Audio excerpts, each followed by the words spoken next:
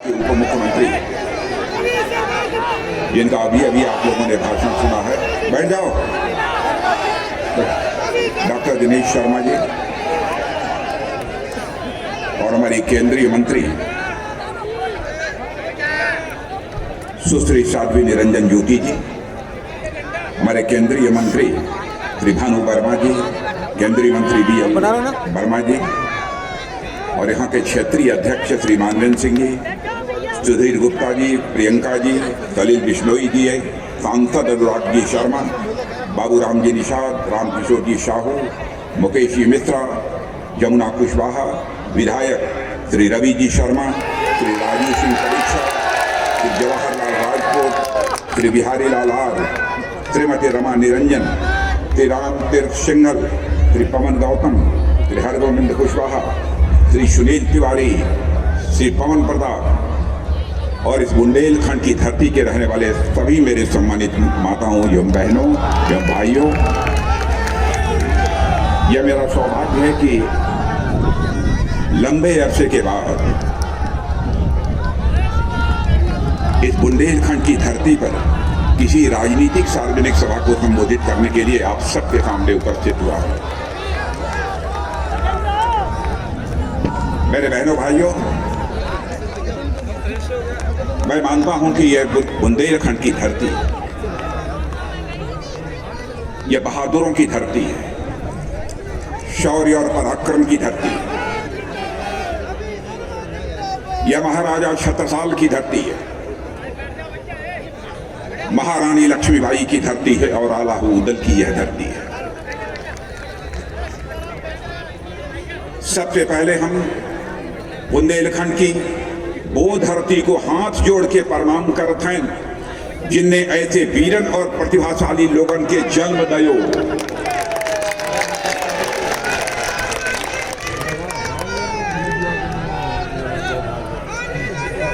और हमारी तरफ से सबके हाथ जोड़ के प्रणाम।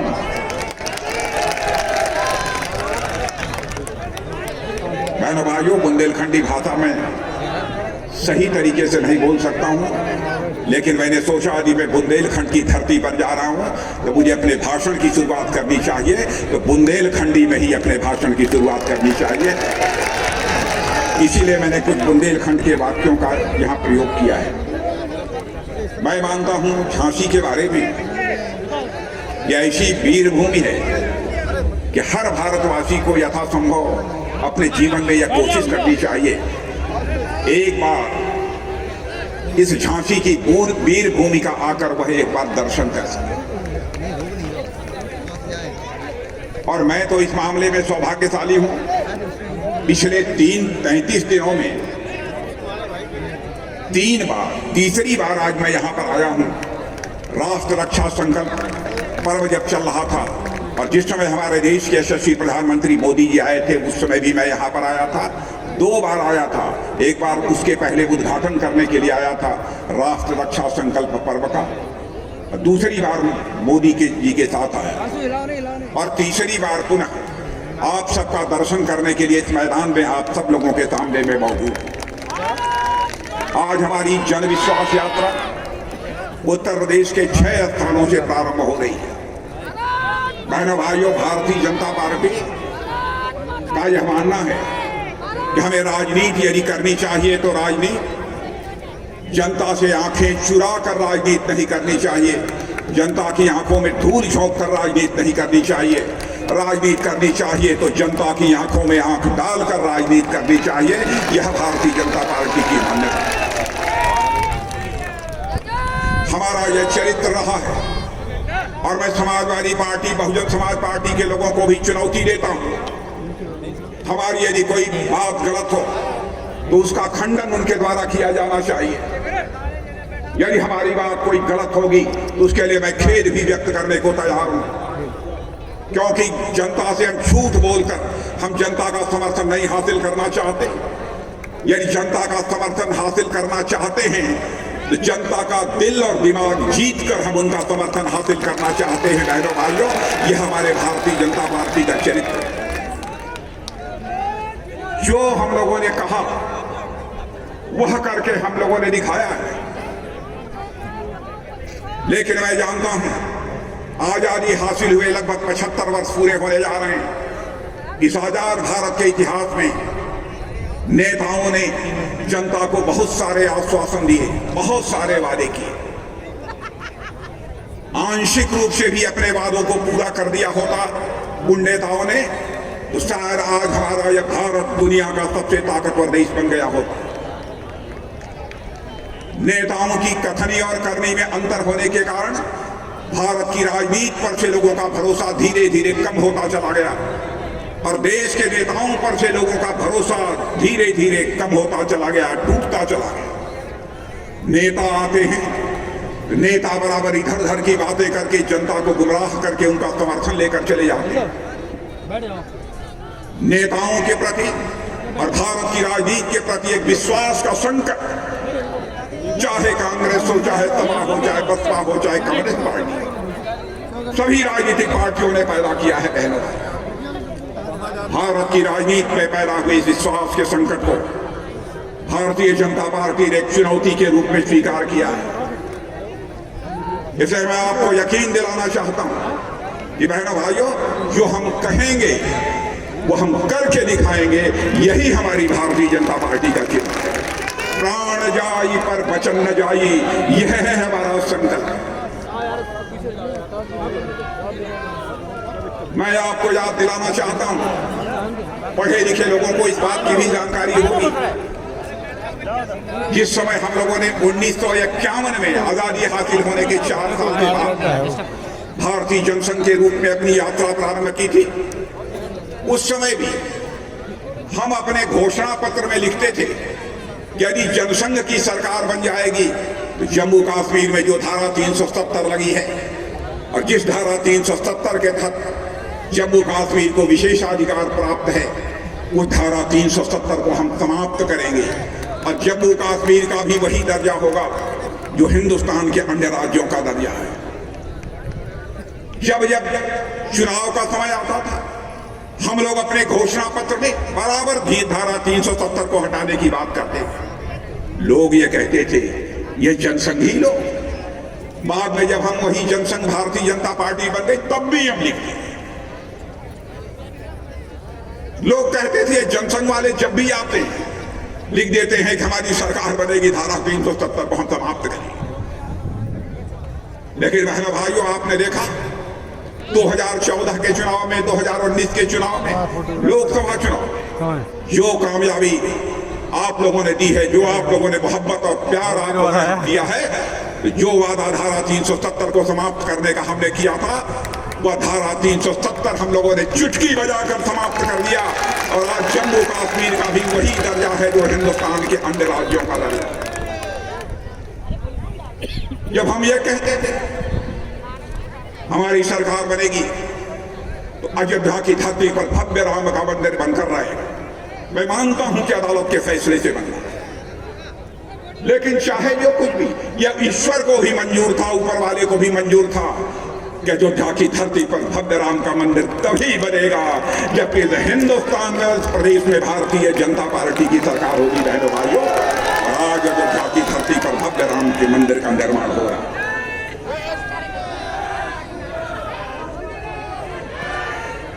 बहनों भाइयों, हम आपकी आंखों में धूल झोंककर, हम आपकी आंखों में धूल झोंककर कभी राजनीति नहीं कर सकते। और हमारा चरित्र है, जो हमारी सरकार बनती है, हम विकास भी करते हैं लेकिन भारत की विरासत को भी संभाल कर रखते हैं। आप ये कहेंगे कि भारत की विरासत क्या है? बाहर के आताताइयों ने आकर हमारे मंदिरों को ध्वस्त कर दिया। हम लोगों के दिल की एक तड़पन थी, जिन मंदिरों पर आक्रमण किया है, भारत की आन बान शान के जिन प्रतीकों पर उन्होंने आक्रमण किया है, जिस दिन भारतीय जनता पार्टी की हुकूमत बन जाएगी, शान और शौकत के साथ फिर से वही मंदिर खड़े होंगे और फिर से वही इमारत खड़ी होगी। यह हम लोगों का संकल्प था, हमारे दिल की तड़पन। और मैं आपको याद दिलाना चाहता हूं, जिनको ना जानकारी हो वह सुन लें। बहनों भाइयों, मोदी जी जिस दिन भारत के प्रधानमंत्री बने, गुजरात में सोमनाथ का मंदिर जिस पर आक्रमण किया गया था उसको ध्वस्त कर दिया गया था एक समय। आजाद भारत के इतिहास में उसका जीर्णोद्धार कराने का काम यदि किसी ने किया तो भारत माता के सपूत आज के हमारे प्रधानमंत्री आदरणीय नरेंद्र मोदी ने किया। आपके पास आना है। राम जन्मभूमि अयोध्या में कैसे आए? मंदिर का शिलान्यास भी यदि किसी ने किया तो हमारे यशस्वी प्रधानमंत्री नरेंद्र भाई मोदी ने किया है। बहनों भाई, अभी डॉक्टर दिनेश शर्मा जी चर्चा कर रहे हैं, अखबारों में आप लोगों ने भी पढ़ा होगा। बाबा विश्वनाथ मंदिर काशी में पहले भी आपने देखा होगा, आज भी जाकर बाबा विश्वनाथ मंदिर का भव्य स्वरूप यदि देखेंगे आप बहनों भाइयों, आपकी छाती अपने आप चौड़ी हो जाएगी। इस काम को भी यदि किसी ने किया है तो हमारे देश के यशस्वी प्रधानमंत्री नरेंद्र भाई मोदी ने किया। हम लोग कहते थे जिस दिन हमारी सरकार हिंदुस्तान में बन जाएगी, मेरे बहनों भाइयों, नए भारत के निर्माण का सिलसिला हम प्रारंभ करेंगे। मैं दावे के साथ कह सकता हूं, नए भारत के निर्माण का सिलसिला प्रारंभ हो गया। पहले भारत अंतर्राष्ट्रीय मंचों पर कुछ बोलता था, भारत की बात को कोई गंभीरता पूर्वक नहीं लेता था। आई गई बात हो जाती थी भारत की अंतर्राष्ट्रीय मंचों पर, लेकिन आज भारत अंतर्राष्ट्रीय मंचों पर भी कुछ बोलता है तो सारी दुनिया बहुत ही ध्यान और गौर से हमारी बातों को सुनती है और उस पर अमल करती है। यह भारत की हैसियत सारी दुनिया में बनी है। और इतना ही नहीं, आप इस सच्चाई को स्वीकार करेंगे, हमारी सरकार ने यह संकल्प लिया है हम किसी को भूख से नहीं मरने देंगे। यही बुंदेलखंड है, प्रतिवर्ष यहां पर भूख से मरने वाली घटनाएं समाचार पत्रों की सुर्खियों में रहा करती थी। महाराष्ट्र में भी इसी प्रकार की खबरें अखबारों में पढ़ने को मिलती थी, लेकिन हमारे प्रधानमंत्री ने जो करिश्माई काम किया है, हमारी सरकार ने जो करिश्माई काम किया है, और हमारे यहाँ के मुख्यमंत्री योगी आदित्यनाथ जी ने जो करिश्माई काम किया है, बहनों भाइयों, मैं दावे के साथ कह सकता हूँ कि अब कोई भी हमारा उत्तर प्रदेशवासी हो अथवा भारतवासी अब भूख के कारण दम नहीं तोड़ने पाएगा। ऐसे हालात ये हमारी सरकार ने पैदा किया। क्या यह सच नहीं? प्रधानमंत्री गरीब कल्याण योजना के अंतर्गत गरीबों को मुफ्त में महीने में 2-2 बार अन्न मुहैया कराने का काम यह सरकार कर रही है। इसके पहले कभी किसी ने सोचा नहीं होगा कि ऐसी भी हुकूमत आएगी जो गरीबों को मुफ्त में अनाज मुहैया कराने का काम करेगी। मैं आपसे पूछना चाहता हूं, क्या कभी आपने सोचा था?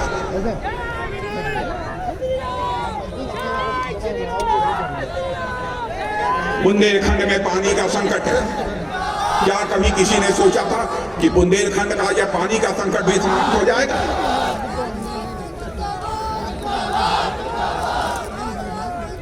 और जो भी आता वो कहता था हमारी सरकार दिल्ली बनवा दीजिए, हमारी सरकार जो है उत्तर प्रदेश में बनवा दीजिए, हम यहाँ बुंदेलखंड के पानी के संकट को समाप्त कर देंगे। और हम लोग चुप रहो, शांत रहो। बहनों भाइयों, पानी का संकट जहां रहता था, मैं आपसे पूछना चाहता हूं, मेरी बात गलत हो तो हाथ मत उठाइएगा, बात सही हो हाथ उठाइएगा। क्या गंभीरता पूर्वक पानी के संकट को दूर करने के लिए हमारे मोदी जी योगी जी ने काम प्रारंभ किया है कि नहीं किया है? मैं आपको पूछना चाहता हूं, जो पीछे लोग बैठे हैं उनसे भी मैं पूछना चाहता हूं।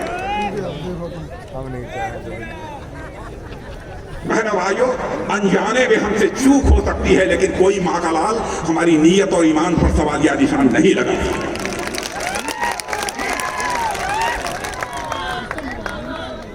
और आज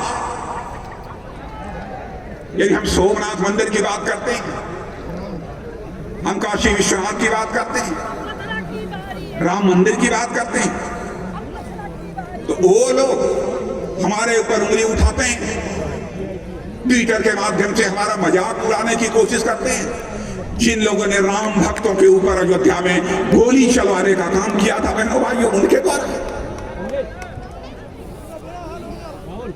क्या आप उसका बदला नहीं लेंगे?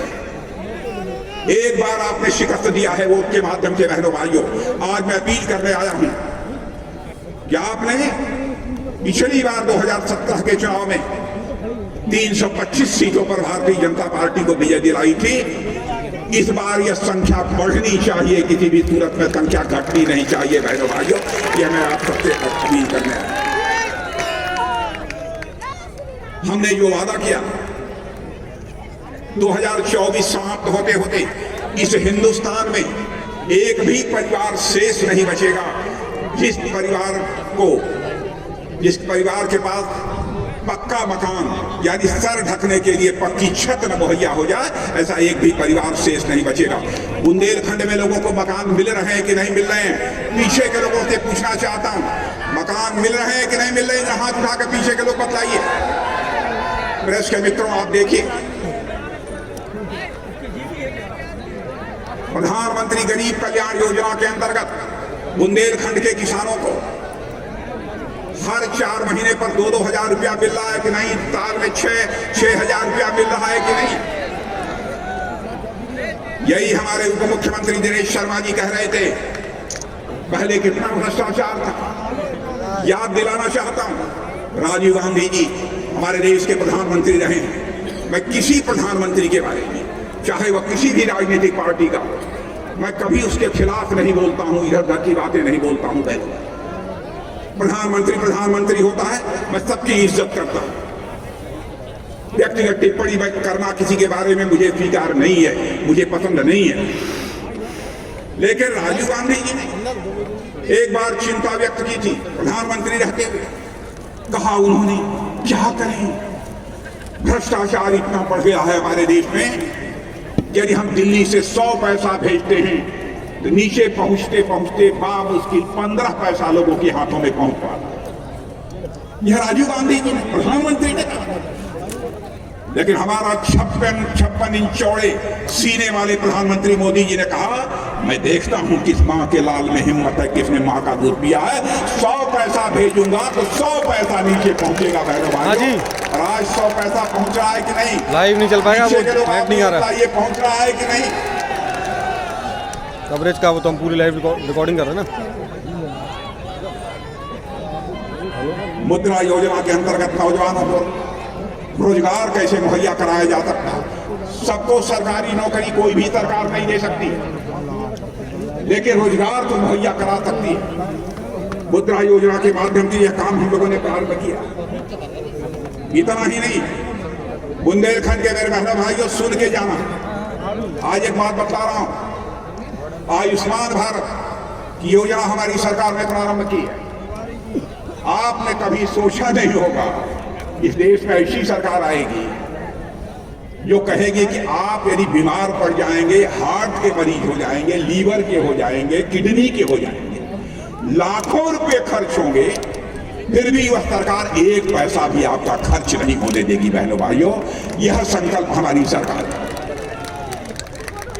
आयुष्मान भारत योजना के अंतर्गत कार्ड लीजिए, अपने विधायक को कहिए आपको कार्ड दिलवाए, आप अपने कलेक्टर को कहिए, एसपी को कहिए आयुष्मान भारत का कार्ड दो। और आप जानते हैं आयुष्मान भारत कार्ड के अंतर्गत क्या व्यवस्था है भाइयों? यदि आप बीमार पड़ जाते हैं, बीमारी हो जाती है, 1 वर्ष में 5 लाख रुपए होगा और 1 साल में 5 लाख खर्च करने पर भी आपकी बीमारी ठीक नहीं हुई, दूसरे साल भी आपका 5 लाख रुपए का मुफ्त इलाज होगा। यह है आयुष्मान भारत योजना। सारे विश्व में, सारी दुनिया में मेरे बहनों भाइयों, कहीं भी दुनिया के किसी भी देश में इस प्रकार की योजना नहीं है। जन कल्याण के लिए इस प्रकार की व्यवस्था हमारी सेना की, हमारी सरकार ने किया है। अद्भुत काम, अविस्मरणीय काम है। इसीलिए मैं कहना चाहता हूं, कोरोना की बात अभी दिनेश जी कह रहे हैं, बहनों भाइयों, अमेरिका दुनिया का ताकतवर देश माना जाता है, रूस ताकतवर देश माना जाता है, चीन माना जाता है, बहुत सारे देश माने जाते हैं। इंग्लैंड, जिन अंग्रेजों ने हम लोगों के ऊपर लंबे समय तक हुकूमत की, वहां पर भी कैसे हालात थे कोरोना के संकट से। जिस तरीके से निपटना चाहिए। जो कामयाबी मिलनी चाहिए वह कामयाबी उनको नहीं मिल पाई, लेकिन सच्चाई है कि हमारी सरकार के रहते हुए कोरोना पर हम लोगों ने कामयाबी हासिल की है और आज 140 करोड़ लोगों का जो है टीकाकरण भी हो चुका है। यह अकेला देश दुनिया का यह भारत है। भारत, मैं आपसे पूछना चाहता हूं, आप लोगों में से दावे के साथ कहता हूं अधिकांश लोगों का टीकाकरण हो गया होगा, हो गया है कि नहीं? हाथ उठाइए, मैं प्रेस के दोस्तों देख लो, यह इसे कहते हैं सरकार, इसे कहते हैं सरकार। और इतना ही नहीं, हरियो, यहाँ पर तो सड़कें वड़कें या सब तो हमारे योगी जी ने बहुत बनवाई, बहुत बनवाई। इतनी मैं चाहिए। ये बताइए, मनुष्य के जीवन में सबसे बड़ी चीज क्या होती है? धन दौलत होता है कि आन बान शान होती है? बोलो बुंदेलखंड वासियों, एक आवाज आनी चाहिए, धन दौलत की आन बान शान।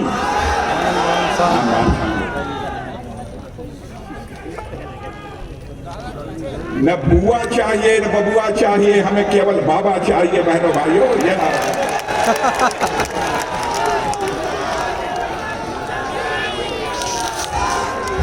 एक हमारा पड़ोसी देश है शाम, एक हमारा पड़ोसी देश है। आप जानते हैं कौन सा जो हमसे अलग हो गया? पाकिस्तान। बहनों भाइयों, भारत से अलग होने के बाद हमारे उस पड़ोसी के द्वारा बराबर यह हरकत की जा रही है कि भारत को तोड़ दिया जाए, भारत को कमजोर कर दिया जाए। इसे बराबर आतंकवादी अपनी धरती से भारत में भेजता है और हमारे जम्मू कश्मीर में आतंकवादी गतिविधियों को अंजाम देता है। हम लोगों ने भी फैसला कर लिया है, जब उसका मुंहतोड़ जवाब देंगे और मुंहतोड़ जवाब हम वहां पर दे रहे हैं बहनों भाई। और एक बार तो उसने इतनी नापाक हरकत कर दी उरी और पुलवामा में कि आपने देखा जिसकी कल्पना कोई नहीं कर सकता वह करके हम लोगों ने दिखाया। हम लोगों ने पाकिस्तान की धरती पर जाकर आतंकवादियों के ठिकानों का सफाया किया है। बहनों भाइयों, यह है हमारा भारत।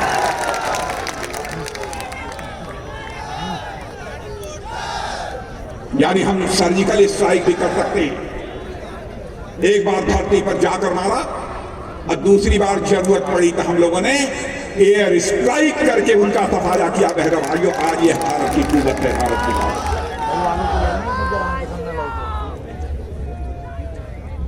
एक और पड़ोसी देश, बहुत ज्यादा चर्चा नहीं करना चाहूंगा, लेकिन देश का रक्षा मंत्री होने के नाते यकीन दिलाकर जाना चाहता हूं मेरे बहनों भाइयों, भरोसा रखना, विश्वास रखना, किसी भी सूरत में हम देश का मस्तक झुकने नहीं देंगे, चाहे हमको जितनी भी बड़ी कुर्बानी क्यों न दें।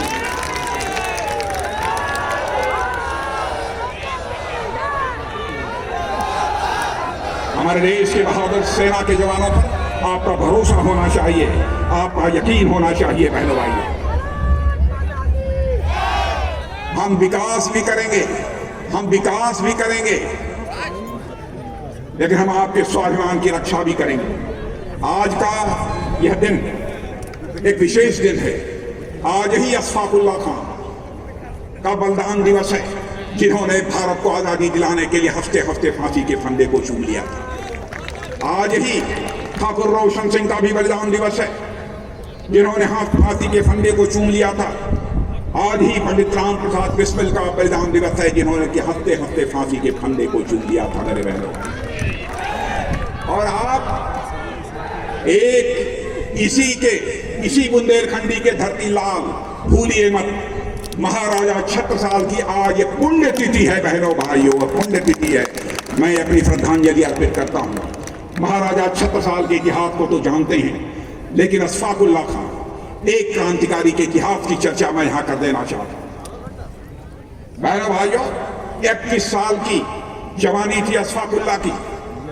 मां कहती थी, बेटा मैं बूढ़ी हो गई हूं, शादी कर ले, बहू ला, वो मेरी देखभाल करेगी, मेरी परवरिश करेगी। लेकिन अशफाकुल्लाह के दिल में तो आजादी हासिल करने की दीवानगी थी। मुस्कुरा कर वह मां के आग्रह को टाल देता। लेकिन अंग्रेजों की हत्या करने के मामले में जब अशफाकुल्लाह को फांसी की सजा हो गई और फांसी के तख्त पर ले जाया गया तो मजिस्ट्रेट ने पूछा, बोलो अशफाकुल्ला, तुम्हारी अंतिम मुराद क्या है? अशफाकुल्ला ने कहा कि मेरी मां तक जाकर यह संदेश पहुंचा दो कि तुम्हारा बेटा अशफाकुल्ला आज फांसी के तख्त पर खड़े होकर अपनी शादी रचाने जा रहा है, तुम्हारी मुराद पूरी करने जा रहा है। मेरे बहनों भाइयों, ऐसे वीर, ऐसे बहादुरों की धरती यह है। आज उसी अशफाकुल्ला खां, ठाकुर रोशन सिंह जी, पंडित राम प्रसाद जी बिस्मिल, इनका बलिदान दिवस है, इसलिए मैंने उनकी चर्चा की। इसलिए यकीन रखना, भारत का इतिहास रहा है, हमने दुनिया के किसी देश पर कभी आक्रमण नहीं किया है और न दुनिया के किसी देश की जमीन पर हमने कभी कब्जा किया है। बहनों भाई, ये हमारा चरित्र है, लेकिन हम भी भारत की आन बान शान पर किसी भी सूरत में आंच नहीं आने देंगे। बुंदेलखंड के विकास का जहां तक प्रश्न है, प्रधानमंत्री ने बुंदेलखंड के लिए 6,700 करोड़ रुपए की परियोजनाओं का उद्घाटन और शिलान्यास अभी कुछ ही दिनों पहले किया है। महोबा में अर्जुन बांध परियोजना का लोकार्पण 2021 में हुआ, पहले हो जाना चाहिए। 2014 में ही मोदी जी ने इसके बारे में कहा, लेकिन उस समय समाजवादी पार्टी की सरकार थी, उसने उसको नहीं होने दिया। लेकिन योगी जी के आने के बाद वह जो है अर्जुन बांध परियोजना जो है पूरी हो पाई है, उसका लोकार्पण हुआ है। बुंदेलखंड को प्यासा रख के, बहनों भाइयों, मैं आपसे पूछता हूं, बुंदेलखंड को किस पार्टी ने प्यासा रखा है? किस पार्टी? पीछे के लोग आप बोलो, किसने? बहनों भाइयों, बुंदेलखंड को जिन लोगों ने प्यासा रखा है, उन समाजवादी पार्टी ने बहुत पाप किया है। उस पाप का उन्हें की सजा उन्हें मिलनी चाहिए। और आपको जानकारी होगी, अभी पिछले बुधवार को ही केंद्र सरकार की कैबिनेट में केन बेतवा नदी परियोजना को पूरा करने के लिए 44,000 करोड़ रुपए स्वीकृत कर दिए गए हैं। बहनों भाइयों, 44,000 करोड़ रुपया यह स्वीकृत हुआ है। 10 लाख हेक्टेयर की सिंचाई होगी। इतना ही नहीं, 62 लाख लोगों को पीने का पानी मिलेगा। 103 मेगावाट पन बिजली और 27 मेगावाट सौर ऊर्जा भी पैदा होगी। यह काम कौन करेगा? फिर समाजवादी पार्टी की सरकार आ जाएगी, नहीं करेगी। जैसे अर्जुन बांध परियोजना का काम नहीं पूरा किया, इसलिए बहनों भाइयों, फिर से यहाँ पर भारतीय जनता पार्टी की सरकार होनी चाहिए, तभी यह काम पूरा हो पाएगा। यह मैं अपील कर रहा हूं। डिफेंस कॉरिडोर की बात मैं नहीं करूंगा, लेकिन एक कंपनी नाम बताकर जा रहा हूं, बुंदेलखंड बहादुरों की धरती है। केवल यहाँ खिलौना नहीं बनेगा, बुंदेलखंड की धरती पर मिसाइल बनेगी। बहनों भाइयों, जो हजारों किलोमीटर दूरी पर जाकर एंटी टैंक गाइडेड मिसाइल बनेगी। प्रेस के लोग नोट कर लें, कहकर जा रहा हूं, एंटी टैंक गाइडेड मिसाइल इस बुंदेलखंड की धरती पर बनेगी।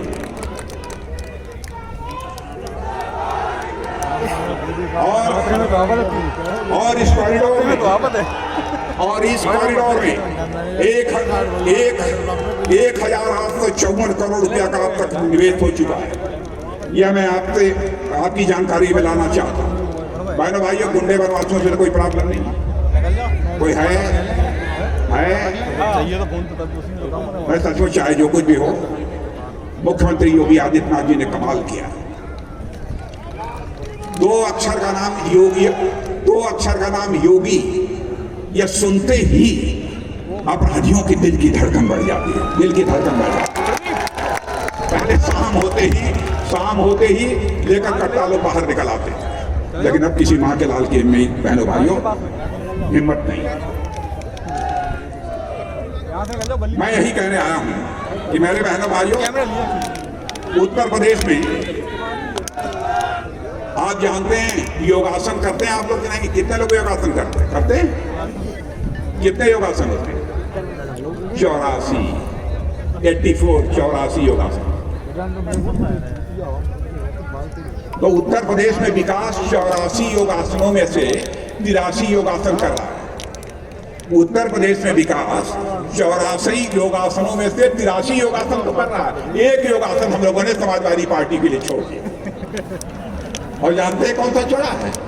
वो शीर्षासन हम लोगों ने समाजवादी पार्टी के लिए छोड़ दिया है बहनों भाइयों। इस बार वैसे ही हालात पैदा होने चाहिए। अब योगी जी को 5 साल काम करते हुए, क्योंकि मैं भी मुख्यमंत्री रहा हूं, मैं जानता हूं योगी जी को काम करते हुए जो मैंने देखा है मेरे बहनों भाइयों, मैं कह सकता हूं ऑलराउंडर खिलाड़ी।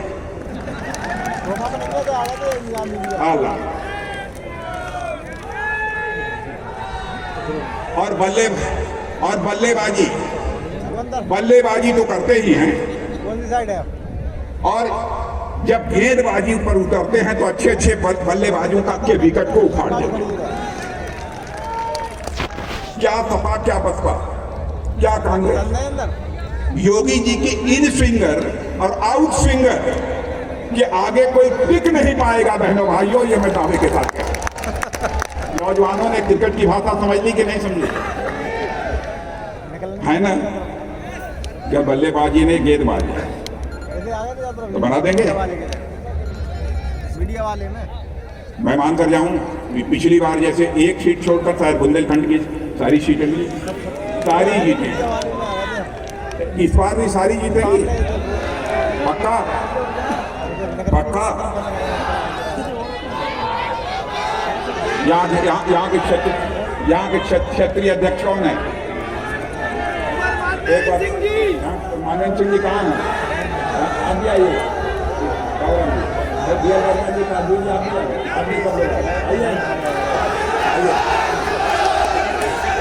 देखिए, मैं बता देना चाहता हूँ बहनों भाइयों,